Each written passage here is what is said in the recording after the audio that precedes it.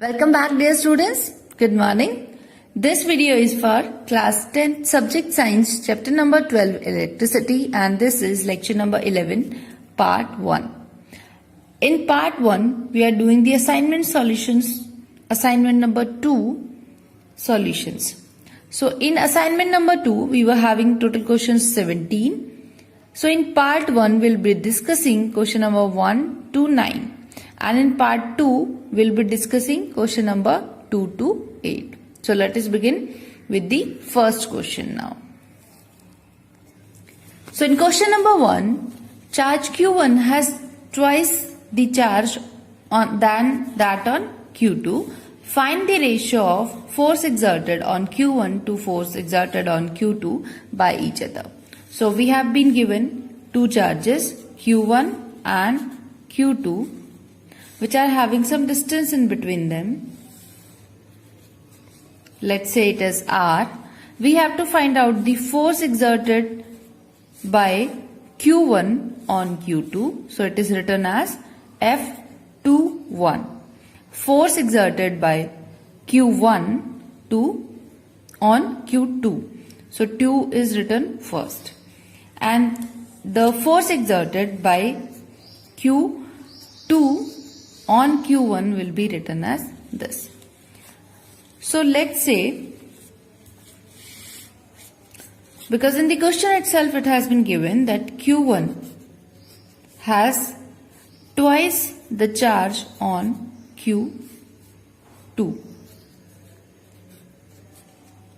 This is Q1. So if, let's say, Q2 is having a charge 2 coulomb, then Q1 charge on Q1 will be 4 coulomb. We are taking these mathematical values so that it will be easy to find out the solution of the question. Then we have to find out the force exerted by these two forces on each other. So we can use Coulomb's law to calculate that, because Coulomb's law says that the force of attraction or repulsion between two forces is given by the formula K Q1 Q2 upon R square. In the assignment solutions, once we have discussed about the Coulomb's law, and it says that the force is directly proportional to the product of the charges and inversely proportional to the square of the charge. So we were having a proportionality sign. So to remove that, we have a proportionality constant. This is also called dielectric constant. So we have, if we have to calculate this force for F21, that is the force exerted by Q1 on Q2. So it will be K Q1 Q2 upon R square, and the value will be K. Q1 is having a value 4 and Q2 is having a value 2 coulombs, and we have R square. So what is the final value? 8K upon R square. Then let us calculate F12. So what is F12? K Q1 Q2 upon R square. So that will be K Q1. Again 4 coulombs. 2 coulombs upon R square. So again it is coming out 8K upon R square. So you can see that force exerted by Q1 on Q2 and force exerted by Q2 on Q1 are same. So that means the ratio of force exerted by Q1 on Q2 to the force exerted by Q1 on Q2, force exerted by Q2 on Q1 will be 1:1. So the ratio will be 1 only. But always remember that when the sign of these two charges, we have two charges Q1 and Q2. So when the sign is opposite,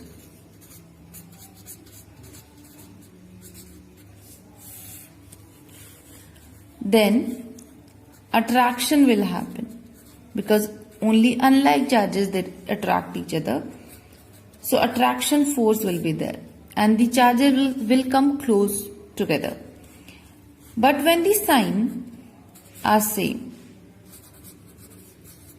whether they are both positive or both negative, repulsion will take place. So here in the question it is not being mentioned that whether these charges are positive or negative, but we have find out that they will exert a same force on each other. Question number 2 is differentiate between the permittivity and permeability. So you can think about the words permittivity and permeability. Permeability also says to pass through. Now let us see the differences between the two terms permittivity and permeability in case of different factors. So the first factor is the definition. We have understood that permittivity is the measure of the resistance offered by the material in the formation of an electric field. So basically, permittivity is the resistance offered, or it is the measure of the opposeness by the material when an electric field is formed. But permeability measures the ability of the material in the magnetic lines of force to pass through it. So permittivity works in case of electric field, whereas the permeability works in the case of magnetic field. The symbols to represent the permittivity are epsilon, which is epsilon naught in case of permittivity of free space. The symbol used to represent the permeability is mu naught. Mu naught is the permeability of free space. Permeability works in case of magnetization. That means the basic physics behind the permeability is magnetic effect produced because of the moving charges. Whereas in case of permittivity, the basics behind the permittivity are polarization. Polarization separating the charges which are there in the material. The value of permittivity of free space is 8.85 Farad meter. So Faraday per meter is the SI unit of permittivity, and the value for free space permittivity is 8.85 Faraday per meter.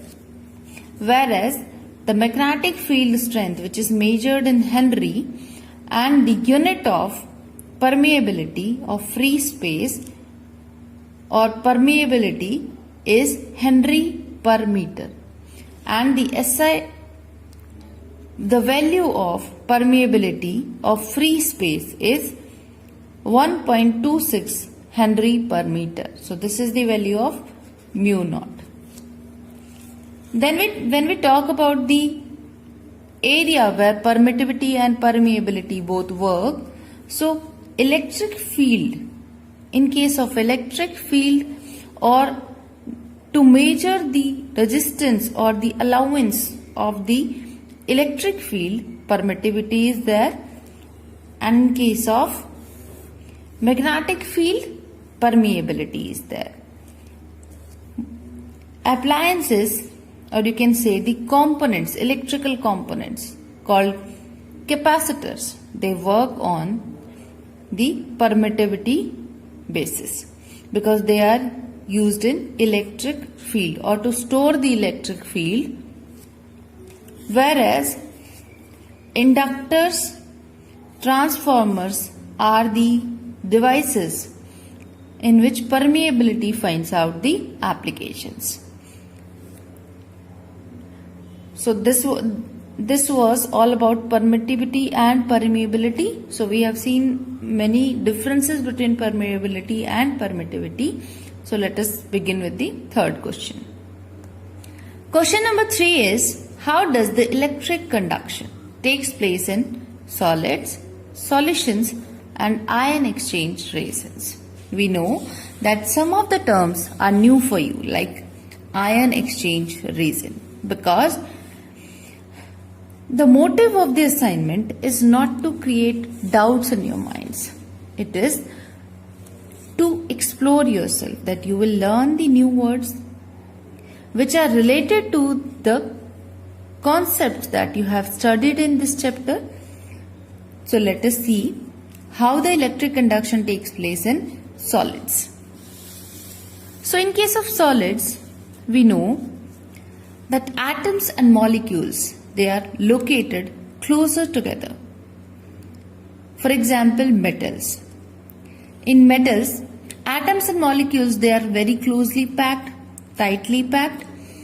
So they are the best conductors as they have the tightly packed atoms, as well as they have free electrons, which becomes the charge carriers,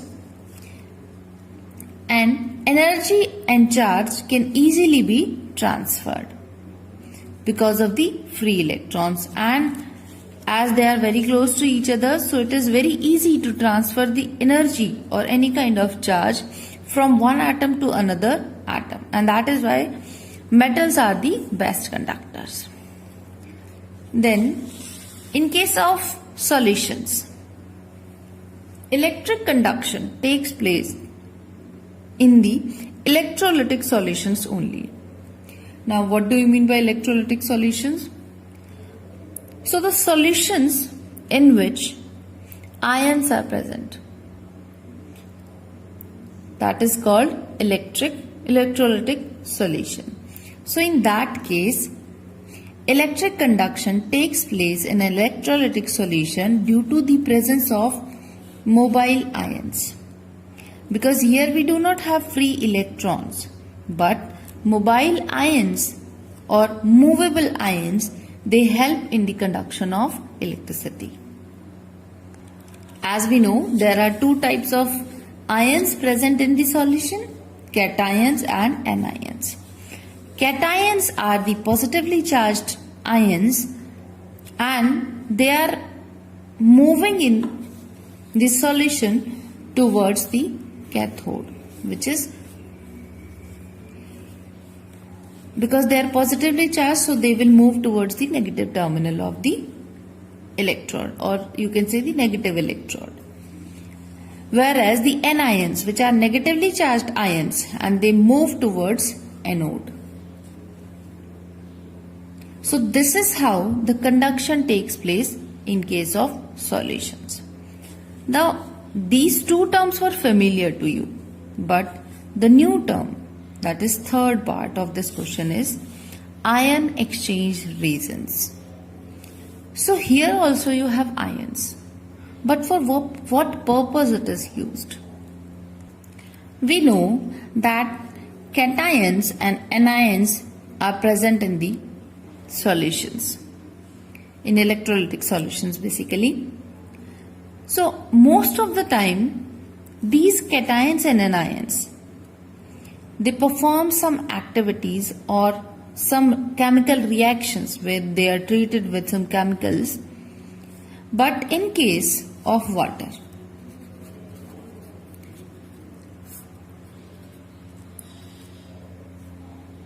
so whether we use water to rinse or as an ingredient in chemical reactions, then there is a requirement of a water with the no ions present in it. And how is it possible? Because water is containing many of the ions. It can have calcium, it can have chlorine, magnesium, iron, nitrates, sulfates, carbonates, manganese.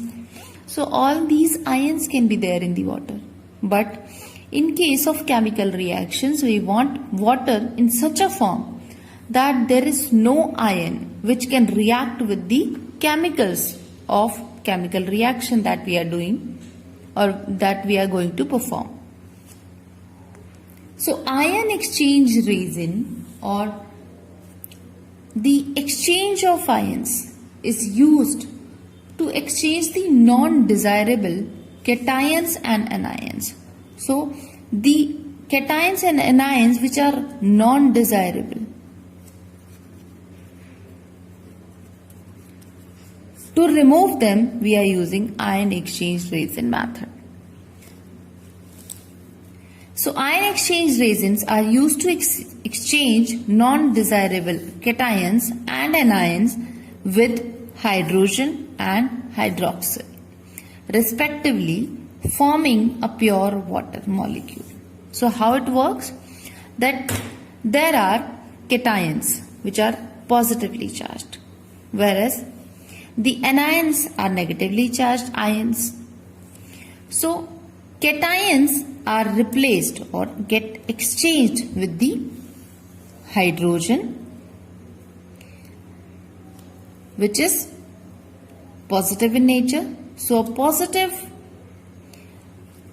ion is replaced by the positive one, hydrogen, and the anions, negative charged ions, are replaced by the hydroxyl group, that is OH negative. So when we do this, when the cations and anions which are non-desirable, they are replaced by hydrogen and hydroxyl groups, then the hydrogen and hydroxyl group combine together. These two ions, they combine together and form the water molecule. And this is nothing but the water only. So this is how water becomes pure. Pure in the sense that it is having nothing except H plus and OH negative ions. So many of the cations and anions which are generally present in the water are calcium ion, magnesium ion, iron ions, then manganese ion, sodium ions. So they all are replaced by same number of hydrogen ions. Then anions like chlorine, sulfate, nitrate, this is chloride ion, sulfate ions, nitrate ions, carbonates, silicates, they are all replaced by OH negative. So this is how we get H plus and OH negative in the water. They combine together, forms OH2O. So now this pure water is called deionized water, which is used in the chemical reactions in the laboratories. So to produce deionized water, ion exchange reagent method is used. And this water is really very useful in case of performing experiments by the scientists in laboratories. Deionized water is only used. Question number 4 is, what is absolute zero? What is the minimum possible temperature? So the answer to this question is that absolute zero is the point at which any fundamental particle has minimum amount of energy in the form of heat. So it is the minimum amount of heat energy which will remain in the substance or any fundamental particle at this point, absolute 0 point. Now, what is this absolute 0 is regarding? This is denoting the temperature. So, absolute 0, it is the lowest possible temperature at which no heat energy remains in the substance. So, nothing can be colder than this at absolute 0 temperature. So, absolute 0 temperature is the lowest temperature which can be possible to achieve. Absolute 0, the minimum temperature. When we talk about the Kelvin scale, so it is 0 Kelvin. When we talk about the degree Celsius scale, so it is minus 273.15 degree Celsius. So the second part of the question was, what is the minimum possible temperature? So absolute 0 is the minimum possible temperature which we can achieve by any method. It is 0 Kelvin or minus 273.15 degree Celsius. Question number 5 is, what is electric potential? The term potential means the ability, but it is the electric potential. So it is some kind of electrical work or some kind of electrical ability. But what is this? Let us see. We have seen that charge. Let's say we have Q charge. So every charge is having a region around it in which if any other charge is placed, then that will experience a force of interaction. It can be repulsion or attraction depending upon the nature of the charge placed. So there will be a force produced by Q on that other charge and by that other charge on Q. Because Q will also exert some force on it and Q will also respond to the force or the charge or the space of that other charge placed in this region. But as this is plus Q charge, so let us say it is plus Q charge or 1 coulomb of charge, plus 1 coulomb of charge. So when we place or when we bring another charge in this region, so electric field, this is positive charge. So positive charge will always repel the positive charge and will always attract the negative charges. It also depends upon the quantity of the charge. So here we are talking about the region around the plus Q charge and we are bringing a unit positive charge which is 1 coulomb.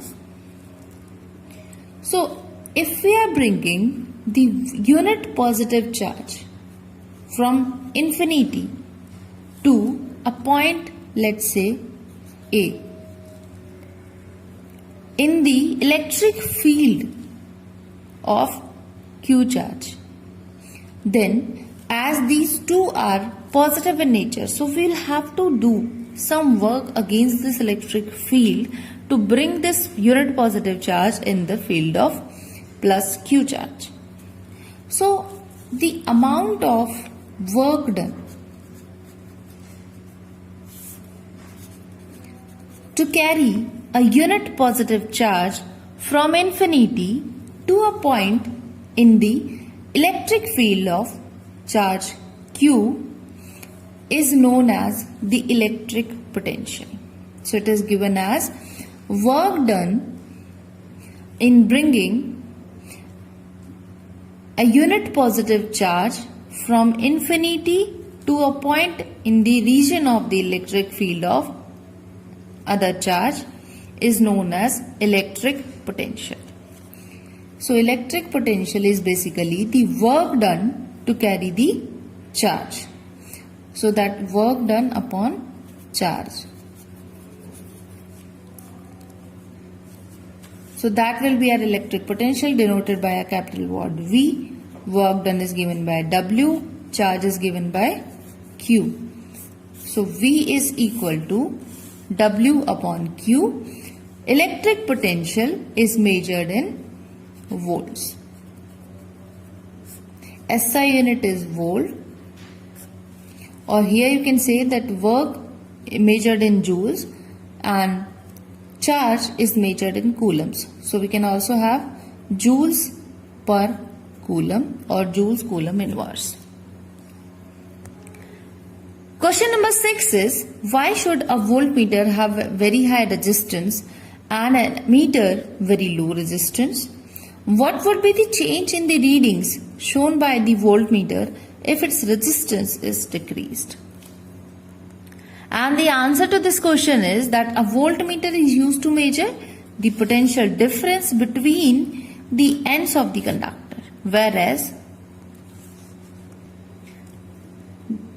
the ammeter is used to measure the current in the circuit. So let us talk about one voltmeter first. So voltmeter used to measure the potential difference across the ends of the conductor. So when we are using a measurement device, the first requirement is it should not affect the electrical circuit.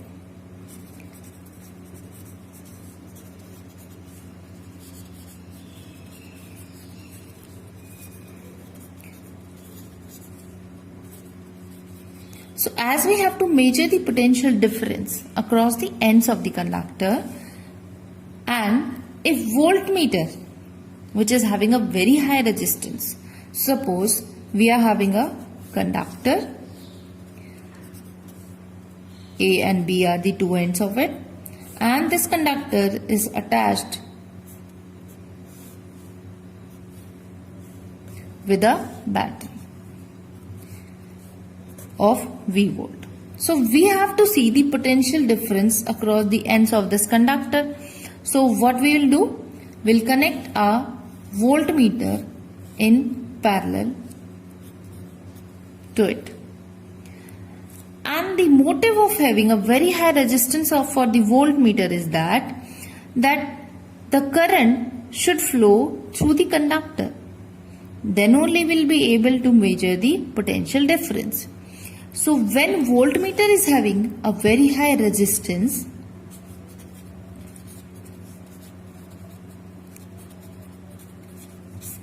so only in that case current will flow through the resistor. If the voltmeter is having a low resistance,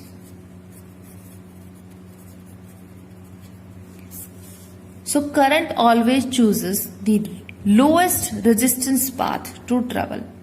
So when the resistance of voltmeter itself is very low, then why the current will go through this resistor? It will rather choose the path going through the voltmeter. Then two things will happen. The circuit will be affected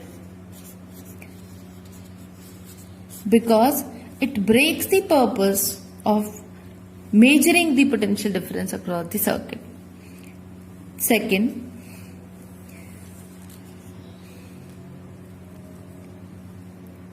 that whole circuit is getting disturbed.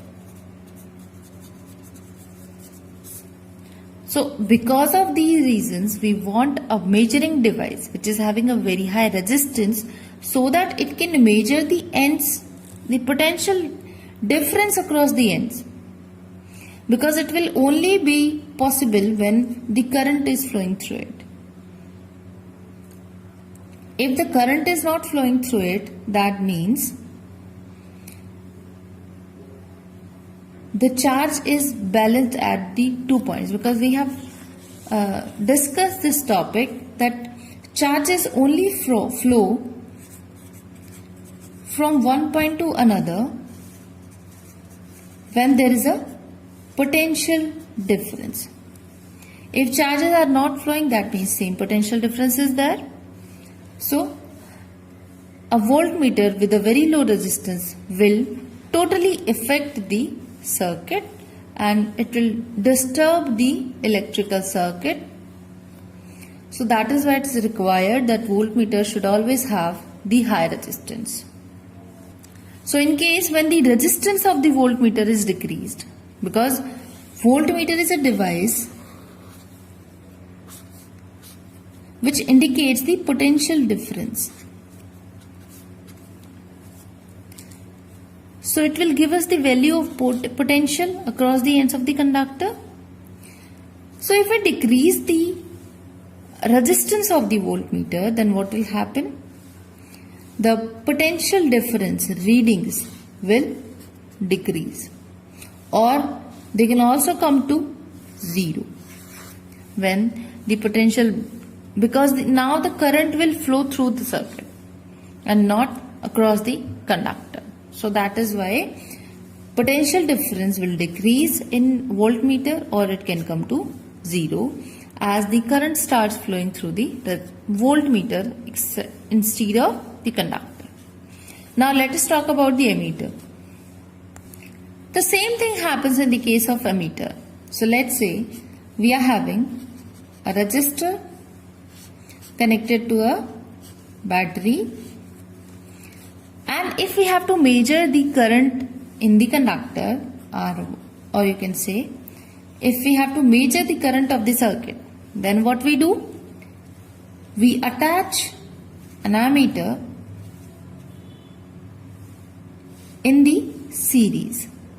Now purpose of attaching an ammeter in the series in an electric circuit is that ammeter is just to measure the current of the circuit.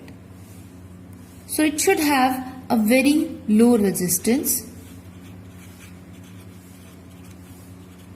so that it will not affect the path of the current, because if resistance is high anywhere in the series, then current will get restricted. So current will not flow, whereas we are using the ammeter to measure the current. So it should not.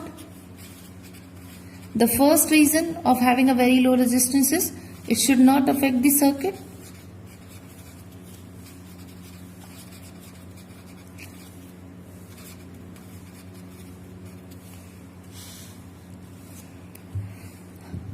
Because if it is having a very high resistance, that it will stop the current, which is not required.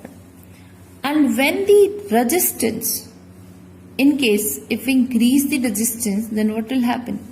The current will be stopped, and only a very less amount of current will flow through it. So it is required that the ammeter should be of low resistance. Question number 7 is, we have to tell the given situations are true or false.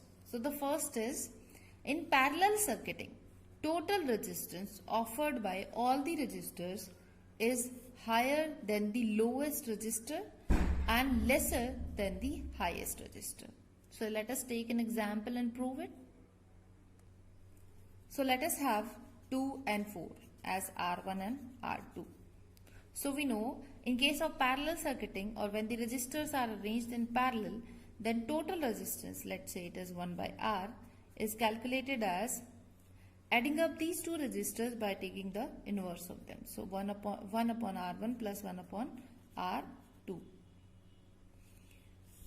So here the value of R1 is 2 and value of R2 is 4.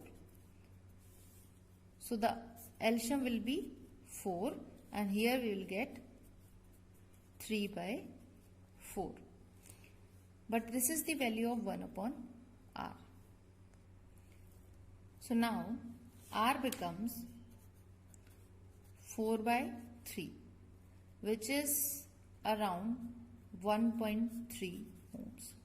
So here we can see then the least resistor that we were having is 2, but this value is 1.3 ohms. That means the total resistance in a parallel circuiting of resistors is not higher than the least resistor. It is even lesser than the least resistance in the parallel combination. So this statement is false. So this statement is false, or we have to put a cross sign on it. The second is, it is higher than the highest resistor. So that is also false, that we have seen. This is all about the parallel circuiting of resistors. The situation number 3 in the same series is, it is lower than the resistor of the minimum resistance. So yes, of course it is true. So put a correct tick mark. Then we have series circuiting. So fourth situation is, in series circuiting, the total resistance offered is higher than the highest resistor. Yes, it is true. Why? Because even if we take two resistors, 1 and 1, 1 ohm and 1 ohm. So if we find the total resistance of the circuit, then it will be 1 plus 1, R1 plus R2, that will be 2. So it is always higher than the highest resistor. So if we have 1 and 2, the total resistance will be 3, which is higher than the highest resistor in the combination. So this situation is true. Next is, any resistor added in parallel decreases the potential difference and increases the current in the circuit. So this is false. Why? Because in a parallel electrical circuit, or when the connections resistors are in parallel with each other in a circuit, then potential difference across them remains the same, whereas the current gets divided. So when the current is divided, or when more resistors are added up to the electric circuit, then resistance is always decreasing and not increasing. Question 6 in the same series is, same current flows through all the resistors connected in parallel in a circuit. It's false, because same potential difference is there and every resistor takes current according to its requirements. Then point 7 is, potential difference remaining the same, current through different resistors is inversely proportionate to the respective resistance. So it is true. Why? Because according to Ohm's law, we have V is equal to IR, where I is given as V by R. That means if we keep the voltage potential difference as constant or the same, then the current is inversely proportionate to the respective resistance. Then 8th one is a resistor R1 connected in parallel to R1 decreases the resistance by half. This statement is true. Why? Let's say an example, we have two resistors of 2 ohm each. If these two are connected in parallel with each other, the total resistance will be 1 upon 2 plus 1 upon 2, as we have the formula 1 upon Rp, equivalent resistance in case of parallel combinations, as 1 upon R1 plus 1 upon R2. So here what we are going to have, 2 will be the LCM, we will have 1 plus 1, that is 2, and this is 2 by 2, that is 1. So what is this? This is the half of the original value of each resistance. So that means this statement is true. Question number 8 is, should the electrical appliances of different powers be connected in series or parallel, and why? Explain all the possible reasons. So the answer to this question is that yes, electrical appliances of different powers should be connected in case of parallel combinations, as we do in our household circuits. And the reason for doing this is that we need independent working of appliances. So whenever there is a need of independent working of all the appliances, let's say when we talk about the household circuit, so we have many electrical appliances, but we do not want to run them all at the same time. So that is called independent working. That means I want every electrical appliances by working and its working should not affect the other. Or let's say I want to switch off a fan. Then the switch off of one fan should not affect the other electrical appliances. Or if one electrical appliance is getting damaged, then the other should not get affect because of this, that they will stop working or something like that. So that we won't want. So that is why they should be connected in parallel, because in case of parallel connections of electrical appliances, we are able to have a switching. That means if we want to run an electrical appliance, it can run, and if we want to switch it off, then we can do it. The second requirement is that different appliances, they require different amount of current for their proper working.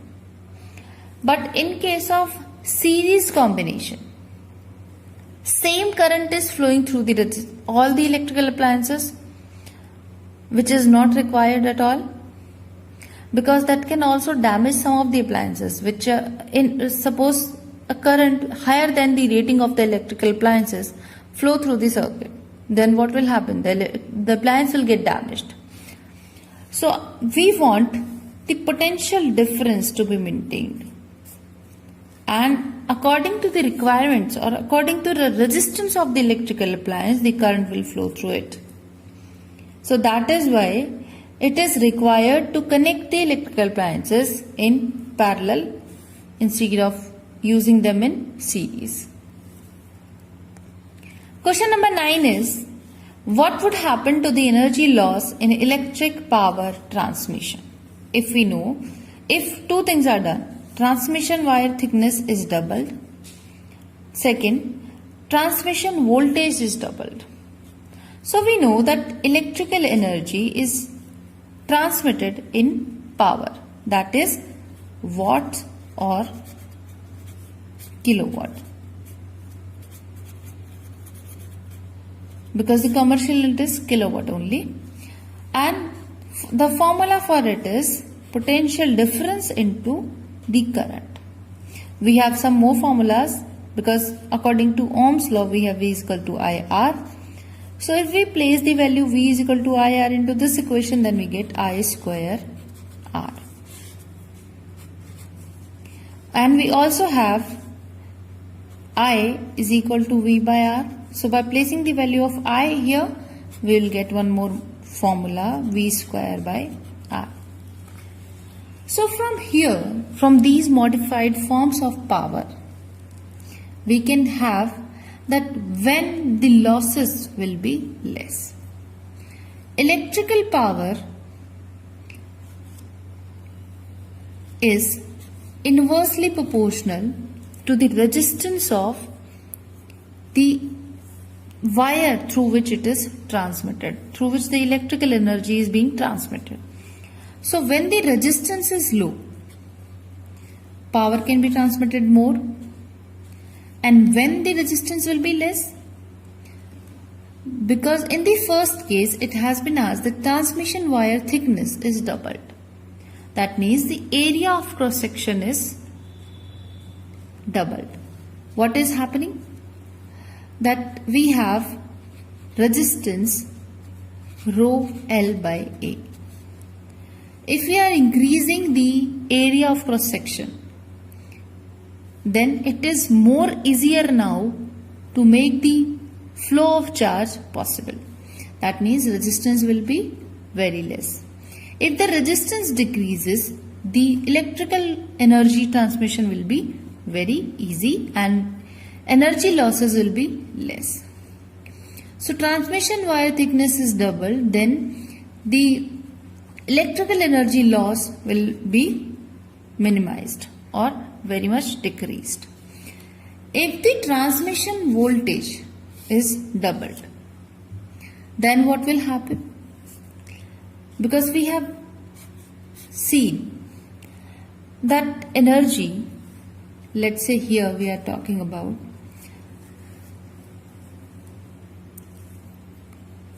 voltage or the potential difference is directly proportional to the power of the electrical energy.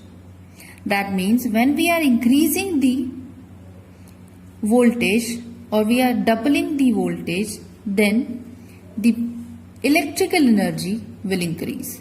Why? Because when we increase the potential, then according to Ohm's law,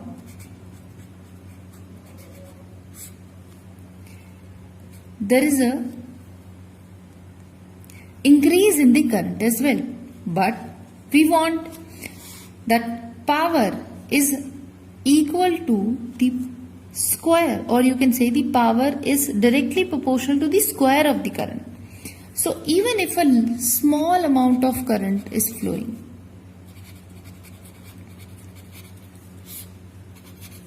then large amount of electrical energy will be transferred. So we have to increase the current a little so that electrical transmission will be more. So when transmission voltage is doubled, what will happen? Electrical energy, more electrical energy or almost double electrical energy we will be able to transmit. And the energy losses will be halved when we double the thickness of the transmitting wire. So this is all about today's lecture. Now, as homework of today's lecture, you have thought questions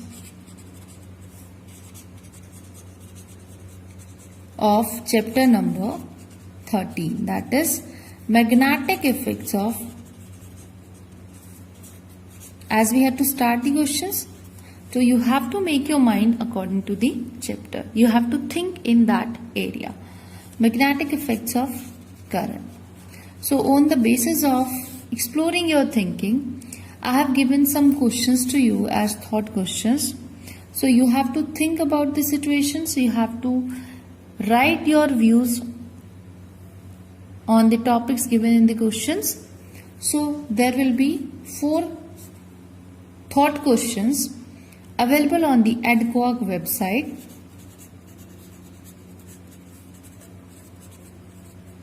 Along with the lecture, today's lecture, and you have to do them as your homework of today, and you have to submit it by tomorrow 8 AM. The second part of assignment 2 solutions will be published tomorrow along with the lecture 1 of chapter number 13. So you will have lecture number 1 of chapter number 13, and the same time you will be having a video of lecture 11 part 2, which contains the assignment solutions from question number 10 to 17 on the same day. So dear students, do your homework from the EDQuark website and submit it by time. Till then, take care and goodbye.